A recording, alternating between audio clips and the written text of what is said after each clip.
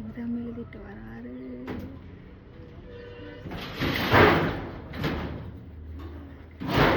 வாங்க வாங்க வாங்க வாங்க. எப்படி சாமி இருந்தது எக்ஸாமு? கஷ்டம். என்னடா இப்படி சொல்ற? தமிழ் கஷ்டம்னு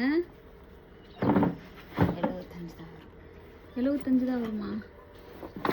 என்ன தம்பி? சரி ஓகே.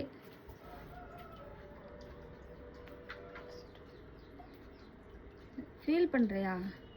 ஃபீல் பண்ணக்கூடாது சாமி. பரவாயில்ல. இதில் இது 75 வந்தாலும் மற்ற இதில் பிடிச்சிரு. சயின்ஸு, இங்கிலீஷு, சோசியல் இதில் எல்லாம் பிடிச்சிரு. சென்டம் அடிச்சிரு சாமி.